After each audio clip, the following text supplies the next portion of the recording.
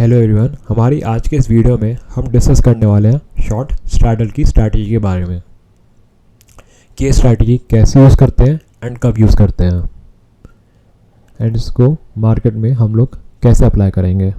जैसे कि निफ्टी 50 हो गया, बैंक निफ्टी हो गया, हम लोग इसको कैसे यूज़ करेंगे। तो सबसे पहली बात तो हम इस स्ट्रैटेजी को यूज़ करते कब हैं। तो इस स्ट्रैटेजी को हम तब यूज़ करते हैं जब मार्केट साइडवेज होता है। कि मान लीजिए मार्केट 24,100 पे आया है, यहाँ पे आप देख सकते हो 1225 को ये 24,100 पे आ गया। फिर आपको पता है कि मार्केट जो है ना ही ऊपर जाने वाला है ना ही नीचे जाने वाला है, ये एक ही रेंज में अटका हुआ है। आप देख सकते हो 24,100 से ये ऊपर गया 24,141, लेकिन ये वापस करके नीचे आ गया। ऐसे ही ऊपर नीचे होता रहा और ये 24,100 पे 2 घंटे तक अटका रहा। तो आपको ये पता है कि मार्केट ना ही ऊपर जा रहा है ना ही नीचे जा रहा है। अब सुपर ट्रेंड का जो इंडिकेटर है उसमें भी आप देख सकते हो कि सुपर ट्रेंड ने बोला है कि मार्केट यहाँ पे बुलिश है, लेकिन फिर भी आप देख सकते हो मार्केट ने कोई बुलिश ट्रेंड बनाया ही नहीं, मार्केट ऊपर गया ही नहीं। थोड़ा सा ऊपर जाके मार्केट वापस नीचे आ गया। आप देख सकते हो यहाँ ऊपर नीचे हो रहा है, अटका हुआ है एक जगह। वैसे आप देख सकते हो यहाँ पे इसने बोला है कि मार्केट जो है बेरिश है, लेकिन यहाँ पे भी आप देख सकते हो कि मार्केट एक ही रेंज में टिका रहा है, ये ना ही ऊपर गया है ना ही नीचे गया है। तो इस कंडीशन में जब आपको पता ही नहीं है कि मार्केट ऊपर जाएगा नीचे जाएगा, मार्केट आपको पता है कि न्यूट्रल रहने वाला है, तो इस कंडीशन में आप जो है शॉर्ट स्ट्रैडल की स्ट्रैटेजी यूज़ कर सकते हो। तो शॉर्ट स्ट्रैडल की जो स्ट्रैटेजी है वो हम बनाते कैसे हैं, इसको हम यूज़ कैसे करते हैं। तो शॉर्ट स्ट्रैडल की जो स्ट्रैटेजी है उसको यूज़ करने के लिए हमें एक एट द मनी में कॉल और पुट दोनों को शॉर्ट करना होता है। तो at the money call and put दोनों को हमें शॉर्ट करना है। जैसे कि मान लीजिए निफ्टी अगर 24,100 पे है, आपको पता है कि 24,100 से ना ही ये ऊपर जा रहा है ना ही नीचे जा रहा है, 24,100 पे। तो आप ये देख सकते हो कि 24,100 पे आप जैसे देख सकते हो ट्रेडिंग व्यू पे आप देख सकते हो कि निफ्टी ना ही ऊपर गया है ना ही नीचे गया है। तो 24,100 का आप कॉल और पुट दोनों को आप शॉर्ट कर सकते हो। तो 24,100 का कॉल एंड पुट दोनों को आपको शॉर्ट कर देना है। और ये कब करना है, जब आपको पता है कि मार्केट 24,100 से ना ही ऊपर जा रहा है ना ही नीचे जा रहा है, ये 24,100 पे ही टिका है, तब आपको ये यूज़ करना है। जैसे आप देख सकते हो यहाँ पे 2 घंटे तक मार्केट जो है 24,100 पे ही ये अटका रहा। अब यहाँ पे आगे भी देख सकते हो कि वापस नीचे गया, लेकिन वापस आगे ये 24,100 पे टिक गया। तो आप इस कंडीशन में 24,100 पे जब ये अटका हुआ है तो आप शॉर्ट स्ट्रैडल की स्ट्रैटेजी यूज़ कर सकते थे, क्योंकि आपको यही पता ही नहीं कि मार्केट ऊपर जाने वाला है या नीचे जाने वाला है। आपको पता है 24,100 पे अटका हुआ है, तो आपको तभी प्रॉफिट बनाना है। तो इसके लिए आप शॉर्ट स्ट्रैडल की स्ट्रैटेजी यूज़ कर रहे हो। इसमें जो मेन फैक्टर है वो होता है थीटा डीके। तो टाइम के हिसाब से जैसे टाइम बीतता जाता है तो जो ऑप्शन की जो वैल्यू है वो ना डिक्रीज़ होती रहती है। ये काम ऐसे करता है, इसका जो कॉन्सेप्ट है वो सारा थीटा डीके पे बेस्ड है कि जैसे जैसे टाइम बीतता जाता है ऑप्शन की वैल्यू जो है वो घटती जाती है। अगर आपको पता नहीं कि ऑप्शन राइटिंग वर्क कैसे करती है तो आपको ऑप्शन ग्रीक्स की वीडियोस देखनी चाहिए। तो जो हमारा जो ये मेन जो स्ट्रैटेजी जो है वो थीटा डीके पे काम कर रही है कि हम लोग ने थीटा डीके को लॉन्ग किया है। हम जो भी पैसा कमा रहे हैं वो सारा हम लोग जो ऑप्शन की जो वैल्यू है वो घटते जा रही है, उस पर हम लोग कमा रहे हैं।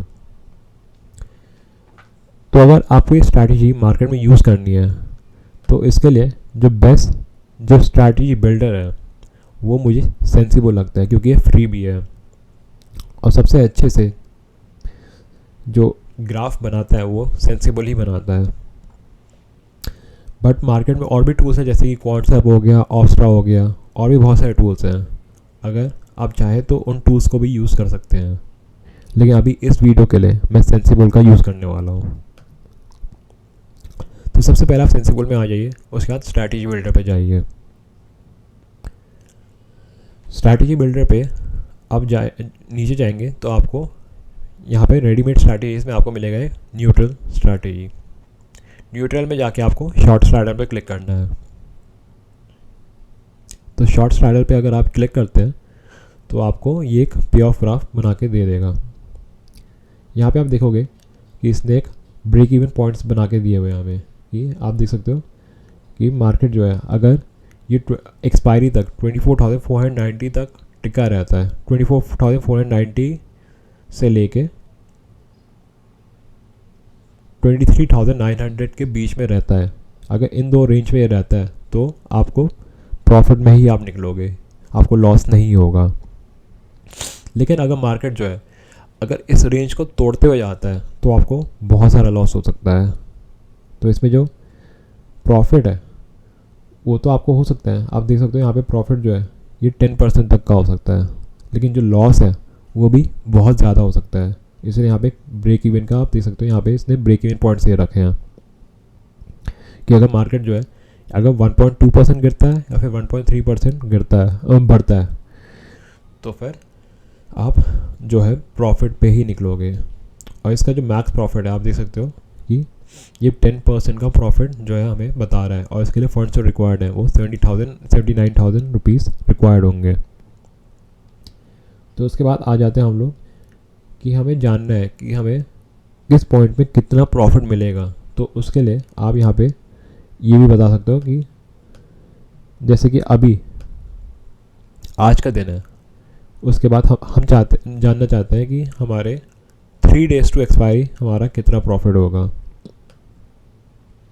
तो हम लोगों ने ये जो टारगेट डेट है वो हमने बढ़ा दी, हम लोग ने इसको मंडे रख दिया, एंड हम लोग जो टाइम है वो 12 PM रख दिया। तो ये बता रहा है अगर मार्केट जो है वो 12 PM तक मंडे के दिन यहाँ तक रहता है तो फिर हमें जो प्रॉफिट जो है वो हमें हो सकता है 2,048 रुपीज़ का। अगर मार्केट यहाँ पे रहता है, इस रेंज पे रहता है, तो थीटा डी के की वजह से हमें इतना प्रॉफिट हो सकता है। उसके बाद तो यही है कि अगर हमें ये जो स्ट्रैटेजी जो है ये मैं रिकमेंड करता हूँ कि हम लोग सिर्फ इंट्राडे में ही यूज़ करें।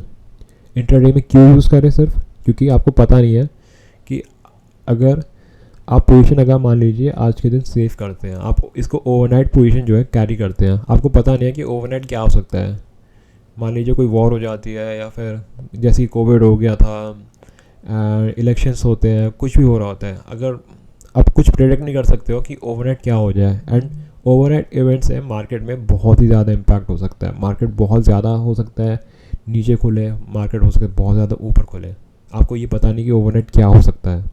तो इस केस में आपको अनलिमिटेड लॉस हो सकता है, एंड अनलिमिटेड लॉस से प्रोटेक्ट करने के लिए कभी भी आप ये जो शॉर्ट स्ट्रैटेजी है वो आप कभी भी ओवरनाइट कैरी मत करना। अगर आपको ये स्ट्रैटेजी यूज़ करनी है सिर्फ इंट्राडे में यूज़ करना, क्योंकि इंट्राडे में अगर मार्केट अपनी रेंज तोड़ भी देता है, बहुत ज़्यादा ये ऊपर जाने लगता है, नीचे जाने लगता है, तो आपको एक लिमिटेड लॉस होगा। आप पहले ही अपनी पोजीशन एग्जिट कर सकते हो, आपको कोई अनलिमिटेड लॉस नहीं होगा। तो आप सिर्फ ये इंट्राडे में यूज़ करें। लेकिन मान लीजिए आपको ये स्ट्रैटेजी आपको ओवरनाइट कैरी करनी है एंड आप चाहते हो कि आपको अनलिमिटेड लॉस ना हो, तो इस केस में आप क्या करोगे? इस केस के लिए हम लोग एक हेज बना सकते हैं। हेज बनाने के लिए मैं आने वाले वीडियो पे एक वीडियो में इसको आपको बताऊंगा कि एक हेज हम इसमें कैसे यूज़ कर सकते हैं। अगर और शॉर्ट की स्ट्रैटेजी में अगर हम लोग हेज यूज़ करते हैं तो इस स्ट्रैटेजी को हम बोलते हैं आयरन बटरफ्लाई।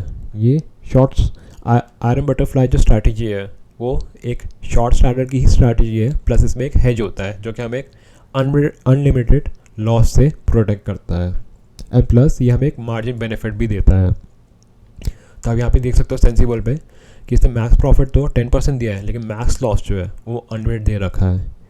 तो ये जो स्ट्रैटेजी है आपको एक बहुत ही ध्यान से यूज़ करनी है अगर आप यूज़ कर भी रहे हैं, एंड ऑप्शन ग्रीक्स के बारे में आपको अच्छे से पता होना चाहिए अगर आप ये स्ट्रैटेजी यूज़ कर रहे हो। प्लस आपको ओपन इंटरेस्ट के बारे में पता होना चाहिए कि जो दूसरे प्लेयर्स हैं वो कैसे इस स्ट्रैटेजी को यूज़ कर रहे हैं। तो आप ओपन इंटरेस्ट के बारे में भी आपको पता होना चाहिए। इनके बारे में भी मैंने वीडियोस बना रखी हैं, वो आप देख सकते हो। तब तक के लिए अगर आपको कोई भी डाउट है आप मुझसे मैसेज करके पूछ सकते हैं। तब तक के लिए धन्यवाद।